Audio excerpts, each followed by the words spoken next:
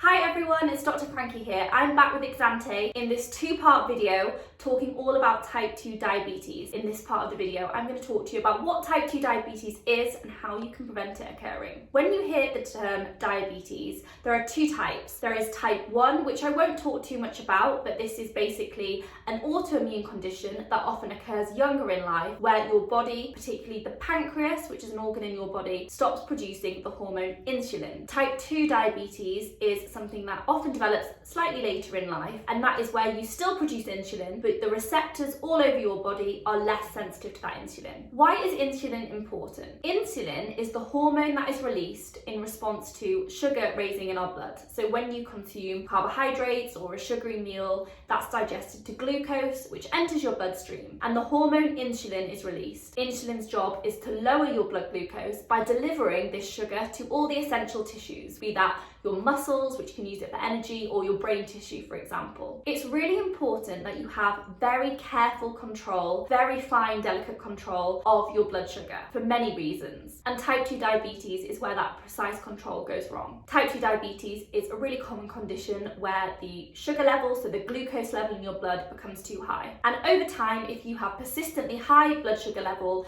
then the receptors on the tissues all over your body become less sensitive to that hormone insulin I talked about, and those sugars remain persistently high. Risk factors for diabetes include family history, so if you have a parent or a brother or sister who is affected by type 2 diabetes, then you are more likely to be affected by it. It's also becoming increasingly common as more of our population become overweight and obese. It also is more common as you get older, and it's more common in certain ethnic groups, so Asians, Afro-Caribbean or Black African origins are more likely to develop type 2 diabetes even if you were born in the UK. And the symptoms of type 2 diabetes can be a bit vague, and it can lead to a delay in getting a diagnosis. Symptoms such as excessive thirst, excessive need to urinate, feeling tired, unintentional weight loss, blurred vision, things like developing recurrent thrush and infections, and delayed wound healing. So if you have a cut or a wound, it may take longer to heal than normal. Now, I am a big advocate of doing everything you can for yourself to prevent these diseases occurring. So lifestyle changes that you are in control of that can prevent your risk of developing chronic diseases such as type 2 diabetes. The best way to prevent type 2 diabetes occurring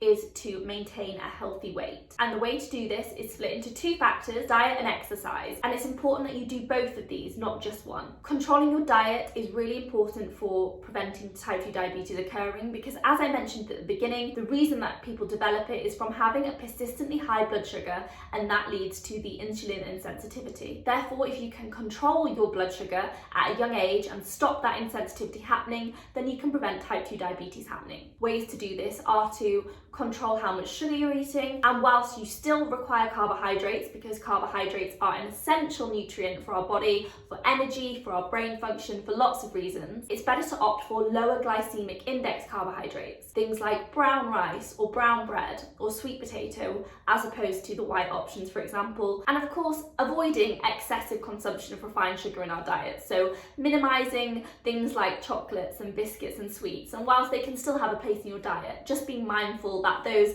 less nutrient-rich foods should comprise a smaller component of your diet than more nutritious rich foods. Eating regular meals and avoiding snacking can also be really useful as well. And that's often because we tend to opt for less nutritious snacks when we're hungry and on the go. So home cooking and less processed and less refined sugar snacks will be really good for reducing the risk of diabetes. But it isn't all about diet. Exercise is super important as well. NHS guidelines recommend 150 minutes a week of exercise, and that is exercise that gets your heart rate up a little bit. And that doesn't necessarily mean sweating it out in the gym or running for miles and miles. You can make this exercise work for you. Anything that gets your heart rate up a little bit, whether that's climbing up the stairs, going for a fast walk, gardening, dancing around your house, going to a Zumba class, riding a bike, anything like that will count as cardiovascular aerobic exercise. The NHS also recommends that you should do 2 resistance sessions a week, so that can be body weight or resistance exercises such as using resistance bands or weights to keep your bones and joints strong. Ultimately, diet and exercise are important, maintaining a healthy weight,